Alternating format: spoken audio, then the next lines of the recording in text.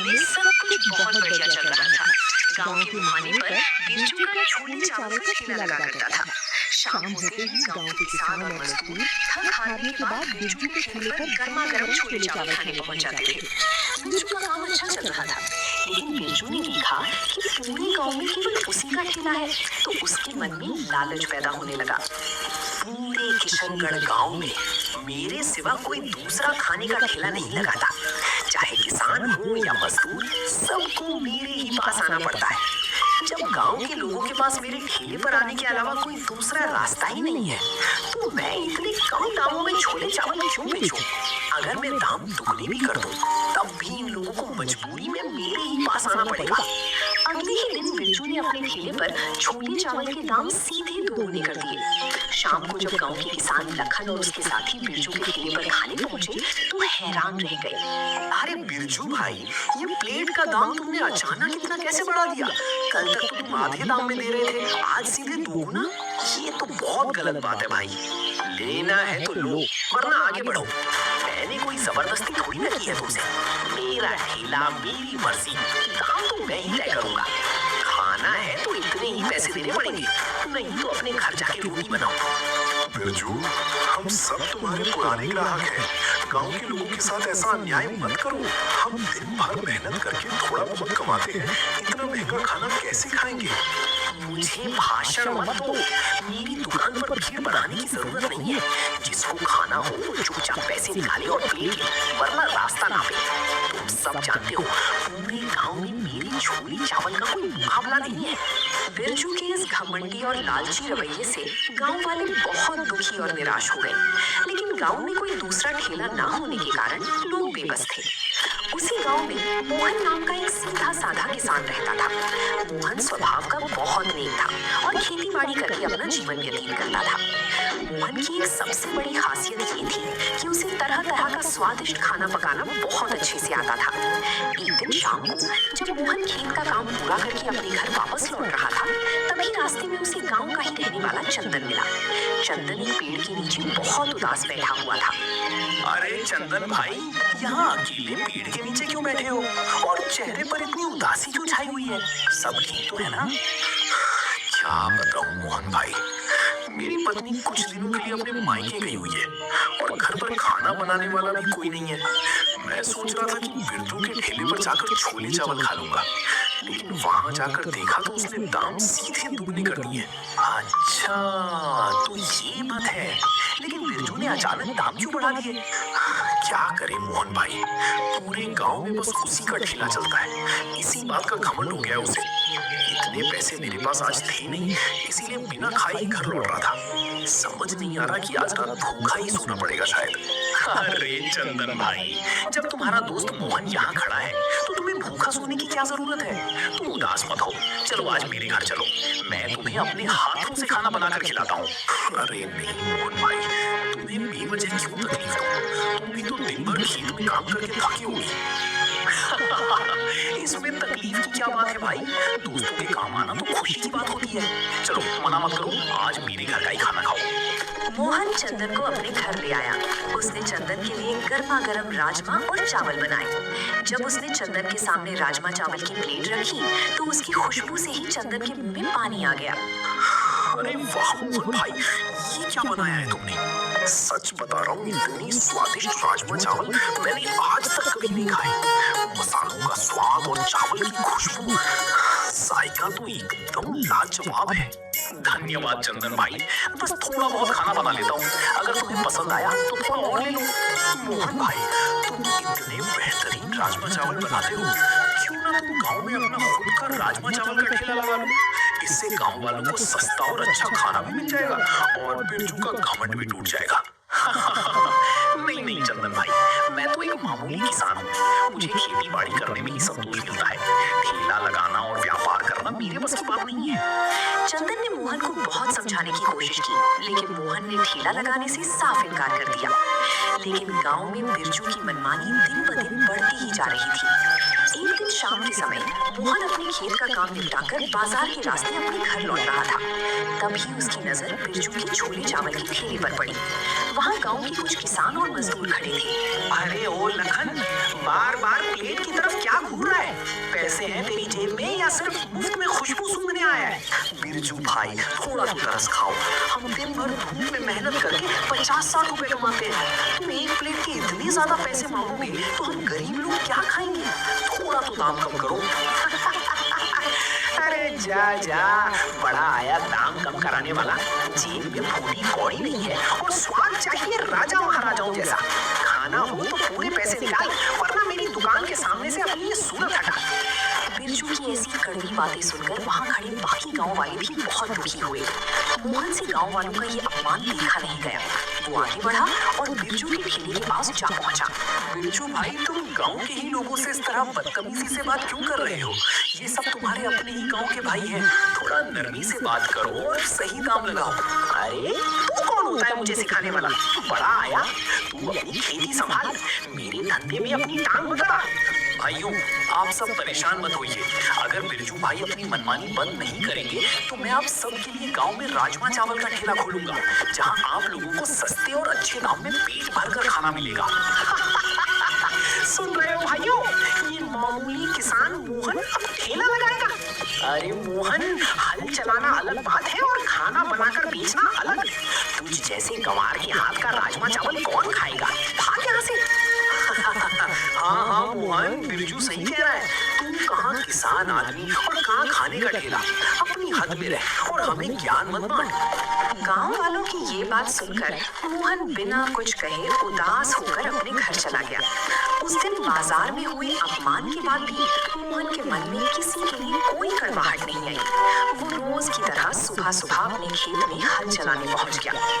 दोपहर के समय जब मोहन अपने खेत में पसीना बहा रहा था, तभी रास्ते से चंदन और वही गांव वाले गुजर रहे थे, जिन्होंने एक दिन पहले बाजार में बिरजू के ठेले पर मोहन को खरी खोटी सुनाई थी। अरे देखो भाइयों, मोहन भाई अपने खेत में काम कर रहे हैं। चलो जरा उनसे मिलते हुए चलते हैं। अरे वाह, देखो तो सही, किशनगढ़ गांव के होने वाले महान बावर्ची खेत में हल चला रहे हैं। कल तो बड़े बोल बोल रहे थे बाजार में। सही कहा लखन भाई। अरे मोहन, तेरा राजमा चावल का ठेला कहाँ लगा है भाई? हम सब तो इंतजार ही करते रह गए कि कब मोहन भाई के हाथ का स्वादिष्ट खाना खाने को मिलेगा। अरे छोड़ो भी, खेत में मिट्टी खोदने वाला क्या जाने स्वादिष्ट खाना बनाना। कल तो उस बिरजू के सामने बड़ी डींगे मार रहा था। बस करो तुम सब, तुम लोगों को जरा सी भी शर्म नहीं आती? मोहन भाई का मजाक उड़ाने से पहले सच जान लो, एक दिन मैं भूखा था, तब इन्होंने मुझे अपने घर ले जाकर अपने हाथ का बना राजमा चावल खिलाया था। अरे चंदन, तू तो इसका दोस्त है, इसलिए इसकी झूठी तारीफ कर रहा है। मैं सच कह रहा हूँ, इतने लाजवाब और लजीज राजमा चावल मैंने अपनी पूरी जिंदगी में नहीं खाए। अगर मोहन भाई ठेला लगा ले तो तुम सब बिरजू के छोले चावल का नाम तक भूल जाओगे। रहने दे चंदन, तेरी बातों पर हमें कोई यकीन नहीं है। किसान का काम खेती करना है, ठेला चलाना नहीं। गांव वाले चंदन की बात पर जरा भी ध्यान दिए बिना हंसते हुए वहां से चले गए। मोहन भाई, तुम इन लोगों की बातों का बुरा मत मानो। मेरी मानो तो तुम कल से ही गांव में राजमा चावल का ठेला लगा लो। नहीं चंदन भाई, मुझे किसी को कुछ साबित नहीं करना। मैं किसान हूँ और खेती में ही खुश हूँ, मुझे ठेला नहीं लगा। मोहन ने एक बार फिर चंदन की बात को मुस्कुराकर टाल दिया और अपने काम में जुट गया। कुछ दिन बीत गए। गांव में बिरजू की मनमानी चरम पर थी। तभी एक दोपहर मोहन अपने खेत की ओर काम करने जा रहा था। रास्ते में बड़े बरगद के पेड़ के नीचे उसने लखन को बैठे देखा। वही लखन जिसने कुछ दिन पहले बाजार में और खेत के पास मोहन का डट कर मजाक उड़ाया था। लखन पेड़ के तने से टिका हुआ बहुत उदास, बेबस और भूखा प्यासा बैठा था। अरे लखन भाई, क्या बात है? तुम इस कड़कती धूप में पेड़ के नीचे इतने उदास क्यों बैठे हो? तुम्हारी तबीयत तो ठीक है ना? क्या बताऊं मोहन भाई, मेरी तो किस्मत ही फूट गई है। जिस साहूकार के पास मैं रोज मजदूरी करता था, उसने आज मुझे काम से निकाल दिया। काम से निकाल दिया? लेकिन क्यों भाई? तुम तो हमेशा ईमानदारी से काम करते थे। बस जरा सी बात पर बहस हो गई और उसने कह दिया कि कल से काम पर मत आना। मैं तो रोज की मजदूरी से ही अपने घर का राशन लाता था। कल रात से घर में अनाज का एक दाना नहीं है और आज सुबह से मैंने एक निवाला तक नहीं खाया। भूख के मारे पेट में चूहे कूद रहे हैं और चक्कर आ रहे हैं। मोहन ने लखन की हालत देखी तो उसका दिल पिघल गया। मोहन ने तुरंत अपने कंधे पर लटका हुआ कपड़े का थैला खोला और अपना टिफिन बाहर निकाला। लखन भाई तुम परेशान मत हो, पहले ये टिफिन लो और पेट भर कर खाना खाओ। इंसानियत से बड़ा कोई धर्म नहीं होता। लेकिन मोहन भाई, ये तो तुम्हारा दोपहर का खाना होगा। तुम दिन भर खेत में मेहनत करोगे, फिर तुम क्या खाओगे? मेरी चिंता मत करो भाई, मैं शाम को घर जाकर कुछ खा लूंगा। इस समय तुम्हें खाने की ज्यादा जरूरत है, सोचो मत, खा लो। लखन ने टिफिन का ढक्कन खोला। उसमें से गर्मा गर्म राजमा चावल की ऐसी सोंधी और लजीज खुशबू निकली कि लखन के मुंह में पानी आ गया। लखन ने बिना देर किए राजमा चावल का पहला निवाला अपने मुंह में डाला। निवाला चबाते ही उसकी आंखें हैरानी से चौड़ी हो गई। स्वाद इतना बेमिसाल था कि उसने जीवन में कभी ऐसा खाना नहीं चखा था। वो जल्दी जल्दी पूरा टिफिन सफाचट कर गया। मोहन भाई, मुझे माफ कर दो, मैं कितना बड़ा मूर्ख हूँ। मैंने उस बिरजू के बहकावे में आकर तुम्हारा इतना मजाक उड़ाया, तुम्हें खरी खोटी सुनाई, और आज जब मैं भूखा बैठा था तो तुमने अपना खाना मुझे दे दिया। अरे लखन भाई, बीती बातों को भूल जाओ, और वैसे भी मुझे तुमसे कोई शिकायत नहीं है। नहीं मोहन भाई, आज मुझे एहसास हुआ कि चंदन बिल्कुल सच कह रहा था। तुम्हारे हाथों में तो साक्षात अन्नपूर्णा का वास है। इतने स्वादिष्ट राजमा चावल मैंने अपनी पूरी जिंदगी में नहीं खाए, और बिरजू के छोले चावल तो तुम्हारे इस खाने के आगे कुछ भी नहीं है। लखन भाई, ये तो बस ईश्वर की कृपा है। तुम्हारा पेट भर गया, यही मेरे लिए बहुत है। मोहन भाई, मेरी एक बात मान लो, तुम गांव में राजमा चावल का ठेला जरूर लगाओ। गांव के लोग बिरजू के घमंड और महंगे दामों से तंग आ चुके हैं। अगर तुम अपना राजमा चावल का ठेला लगाओगे तो गांव वालों का भला तो होगा ही, साथ ही मुझे भी तुम्हारे साथ काम करने का अवसर मिल जाएगा। लखन भाई, मैं तो किसान हूँ, लेकिन अगर गांव वालों को सचमुच सस्ते और अच्छे खाने की जरूरत है और इससे तुम्हारा भी रोजगार चल सकता है, तो मैं तैयार हूँ। सच मोहन भाई, ये तो बहुत बड़ी बात होगी। कल से ही हम ठेला शुरू करते हैं। मैं इस काम में तुम्हारी पूरी मदद करूंगा। अगले ही दिन सुबह सुबह मोहन ने अपने घर पर बड़े बर्तनों में ताजा राजमा और सुगंधित चावल तैयार किए। मसालों की खुशबू पूरे मोहल्ले में महकने लगी। लखन सुबह ही मोहन के घर पहुंच गया और दोनों ने मिलकर एक साफ सुथरे ठेले पर खाने के बर्तन, प्लेटें और पानी की व्यवस्था की। दोपहर होते होते मोहन और लखन ने बिरजू के ठेले से थोड़ी ही दूरी पर अपना ठेला खड़ा कर दिया। मोहन ने राजमा चावल की प्लेट का दाम बिरजू के दाम से आधा रखा था, ताकि गांव का हर गरीब और मजदूर आसानी से पेट भर सके। आओ भाइयों आओ, गर्मा गर्म लजीज राजमा चावल खाओ, एकदम घर जैसा स्वाद और दाम बिरजू के ठेले से आधा। आओ और खाकर देखो। तभी बाजार से गुजर रहे चंदन की नजर मोहन और लखन की नई ठेले पर पड़ी। अपने दोस्त मोहन को ठेले पर खड़ा देख चंदन की खुशी का कोई ठिकाना ना रहा। वो दौड़ता हुआ ठेले के पास पहुंचा। अरे वाह मोहन भाई, आखिरकार तुमने मेरी बात मान ही ली। ये तो किशनगढ़ गांव वालों के लिए सबसे बड़ी खुशखबरी है। हाँ चंदन भाई, ये सब लखन और तुम्हारी वजह से ही संभव हुआ है। लो, सबसे पहले प्लेट तुम चखो। लखन भाई, तुमने बहुत बढ़िया काम किया जो मोहन भाई को मना लिया। अब देखना, पूरे गांव में मोहन भाई के जायके का डंका बजेगा। चंदन ने जैसे ही पहली प्लेट ली, आसपास खड़े कुछ किसान और राहगीर भी उत्सुकता से ठेले के पास आने लगे। लखन को मोहन के साथ कंधे से कंधा मिलाकर काम करते देख गांव वाले हैरान थे। अरे लखन, तू तो कल तक मोहन का मजाक उड़ा रहा था और आज मोहन के साथ ठेले पर और इतनी कम दाम में राजमा चावल बेच रहे हो। हाँ भाई, मोहन भाई ने ना सिर्फ मुझे भूखा रहने से बचाया, बल्कि मुझे अपने साथ काम पर भी रख लिया। और स्वाद की तो गारंटी मैं देता हूँ, एक बार खाओगे तो उंगलियां चाटते रह जाओगे। लखन की बात सुनकर धीरे धीरे गांव के लोग उनके ठेले पर जुटने लगे। जो किसान दोपहर की कड़ी धूप में काम करके थके हारे लौट रहे थे, वे सस्ते और गर्मा गर्म खाने का नाम सुनकर खींचे चले आए। मोहन बड़ी विनम्रता और आत्मीयता से सबको राजमा चावल परोस रहा था, जबकि लखन फुर्ती से प्लेटें धोकर और पानी पिलाकर मोहन का हाथ बटा रहा था। अरे बाप रे, ये क्या जायका है। इतने मुलायम राजमा और ऐसा खुशबूदार चावल तो मैंने आज तक किसी शादी ब्याह में भी नहीं खाया। लखन भाई, तू बिल्कुल सच कह रहा था। बिरजू के छोले चावल तो इसके आगे कुछ भी नहीं है, ऊपर से दाम भी इतना जायज। मोहन भाई, तुमने तो कमाल ही कर दिया। आप सबका बहुत बहुत धन्यवाद भाइयों। मेरा मकसद बस इतना है कि मेरे गांव का कोई भी भाई भूखा ना रहे और सबको सही दाम में अच्छा खाना मिले। देखा भाइयों, मैंने कहा था ना कि मोहन भाई के हाथों में अन्नपूर्णा माता का आशीर्वाद है। अब से किसी को बिरजू के घमंड के आगे झुकने की जरूरत नहीं है। हर कोई मोहन के बनाए राजमा चावल की तारीफ करते नहीं थक रहा था। थोड़ी ही देर में मोहन के सारे बर्तन खाली हो गए और लोग फिर भी इंतजार में खड़े रहे। पहले ही दिन मोहन का राजमा चावल का ठेला पूरे गांव में मशहूर हो गया और लखन के चेहरे पर भी रोजगार मिलने की सच्ची खुशी छलक रही थी। दूसरी तरफ बिरजू के छोले चावल के ठेले पर सन्नाटा छाने लगा। वो अपने खाली ठेले पर खड़ा खड़ा मोहन के ठेले पर लगी भीड़ को देखकर जलन से भून रहा था। ये मामूली किसान मोहन, इसकी इतनी हिम्मत कि मेरे सामने ठेला लगाए। और ये लखन, कल तक मेरे आगे पैसे कम करने की भीख मांगता था, आज मोहन के साथ मिलकर मालिक बना घूम रहा है। बिरजू का अहंकार अब जोरदार चोट खा चुका था। उसकी कमाई आधी से भी कम हो गई थी।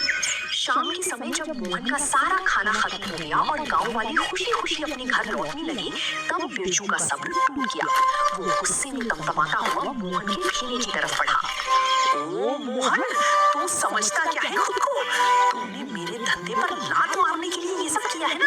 गांव वालों को सस्ते खाने का लालच देकर भड़का रहा है। बिरजू भाई, शांत हो जाओ। मैंने किसी को नहीं भड़काया और ना ही तुम्हारे धंधे को नुकसान पहुंचाने की मेरी कोई नीयत है। मैं तो बस गांव के भाइयों को सही दाम में पेट भरकर खाना दे रहा हूँ। तुम मुझे मत सिखा।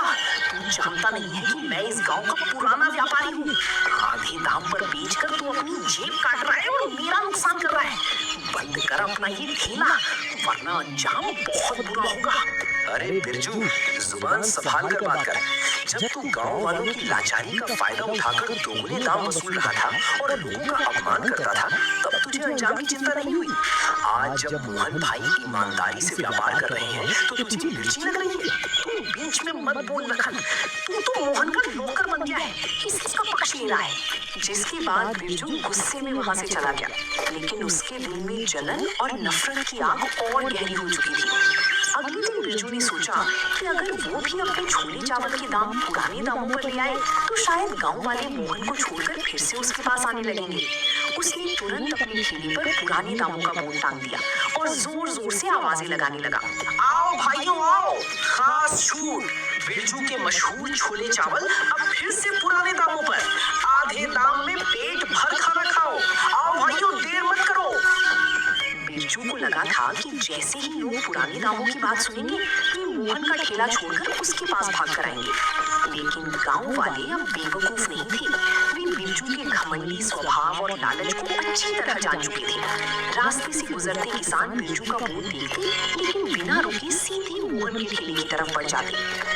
अरे बिरजू भाई, अब चाहे तुम मुफ्त में भी छोले चावल बांटो, तब भी हम तुम्हारे ठेले पर नहीं आने वाले। अरे भाई सुनो तो, अब तो मैंने दाम आधे कर दिए हैं, फिर क्यों नहीं आ रहे? पहले तो तुम सब दामों की ही शिकायत करते थे ना। बात सिर्फ पैसों की नहीं है बिरजू भाई, बात नियत और इज्जत की है। मोहन भाई हमें सिर्फ खाना नहीं देते, सम्मान भी देते हैं और उनके राजमा चावल के स्वाद के आगे तुम्हारे छोले चावल कहीं नहीं ठहरते। सही कहा भाई। बिरजू, जब तेरे पास मौका था तब तूने गांव वालों की लाचारी का मजाक उड़ाया। अब जब मोहन भाई ने हमें प्रेम और स्वाद का विकल्प दे दिया है तो तेरा ये नाटक काम नहीं आएगा। बिरजू देखता ही रह गया और एक भी ग्राहक उसके ठेले पर नहीं आया। पूरे दिन में उसकी एक प्लेट भी नहीं बिकी। उसके छोले चावल ठंडे पड़े पड़े सड़ने लगे, जबकि मोहन के ठेले पर शाम तक सारा राजमा चावल खत्म हो चुका था। बिरजू का अहंकार अब धीरे धीरे टूटने लगा था। कई दिनों तक ऐसा ही चलता रहा। तभी एक दिन शाम को जब बिरजू का पूरा खाना खराब हो गया और एक भी ग्राहक उसके पास नहीं आया, तो वो अपने खाली ठेले को थामकर बैठ गया। उसकी आंखों से आंसू बहने लगे। ये मैंने क्या कर दिया? लालच में आकर मैंने अपने ही गांव के लोगों को ठगने की कोशिश की। जब मेरा कोई मुकाबला नहीं था तब मैंने घमंड में आकर सब पर हुक्म चलाया। आज नतीजा ये है कि मेरे पास ना ग्राहक है और ना ही इज्जत। तभी बाजार बंद होने के बाद मोहन और लखन अपने खाली बर्तन समेट रहे थे। मोहन ने देखा कि बिरजू अपने ठेले के पास सिर झुकाए बैठा रो रहा है। मोहन से किसी का दुख नहीं देखा जाता था। वो तुरंत बिरजू के पास पहुंचा। बिरजू भाई, क्या बात है? तुम रो रहे हो? सब ठीक तो है ना? मोहन, तुम? मैंने तुम्हारे साथ इतना बुरा व्यवहार किया, तुम्हें भला बुरा कहा, तुम्हारा मजाक उड़ाया, तो तुम फिर भी मुझसे मेरी खैरियत पूछने आए हो? बिरजू भाई, पुरानी बातों को दिल से क्यों लगाते हो? गलती तो इंसान से ही होती है। पानी पियो और खुद को संभालो। नहीं मोहन भाई, आज मुझे अपनी भूल का एहसास हो गया है। घमंड और लालच की पट्टी ने मेरी आंखों पर अंधकार छा दिया था। मुझे लगता था कि मेरे बिना गांव वालों का गुजारा नहीं होगा, लेकिन तुमने मुझे सच दिखा दिया। देखते ही देखते वहाँ चंदन और गांव के अन्य किसान भी जमा हो गए थे। सब बिरजू के बदले हुए रूप को देख रहे थे। मोहन भाई, मुझे माफ कर दो, और गांव के सभी भाइयों, आप भी माफ कर दो। मैंने आप सबकी लाचारी का फायदा उठाया। मुझे घमंड हो गया था कि पूरे गांव में अकेला मेरा ही धंधा चलेगा, लेकिन मोहन भाई के राजमा चावल ने मेरा अहंकार पूरी तरह तोड़ दिया। बिरजू भाई, अगर तुम पहले ही सीधे रास्ते पर चलते और लोगों की इज्जत करते तो आज ये नौबत न आती। लालच का फल हमेशा कड़वा ही होता है। बिल्कुल सही कहा लखन ने। व्यापार सिर्फ पैसों के लिए नहीं, अपनों के विश्वास और सेवा भाव के लिए किया जाता है। बिरजू भाई, रोना बंद करो। इंसान अपनी गलतियों से ही सीखता है। तुमने अपनी भूल स्वीकार कर ली, यही सबसे बड़ी बात है। तुम कल से फिर से अपना ठेला लगाओ, सही काम रखो और प्रेम से गांव वालों को खाना खिलाओ। क्या तुम सच कह रहे हो मोहन भाई? क्या गांव वाले मुझे फिर से अपनाएंगे? अगर तुम अपनी नीयत साफ रखोगे और घमंड त्याग दोगे बिरजू भाई, तो हम सब तुम्हारा स्वागत करेंगे। मैं वादा करता हूँ भाइयों, अब से मैं कभी लालच नहीं करूंगा और ना ही किसी से बदतमीजी करूंगा। मोहन भाई, तुमने मुझे व्यापार और इंसानियत का असली सबक सिखाया है। उस दिन किशनगढ़ गांव में लालच और घमंड की हार हुई और सच्चाई, नम्रता तथा स्वादिष्ट राजमा चावल के जायके की जीत हुई। बिरजू ने अपने विचार बदल दिए और मोहन के साथ मिलकर गांव वालों की सेवा करने लगा। तो दोस्तों, आप लोगों को ये कहानी कैसी लगी?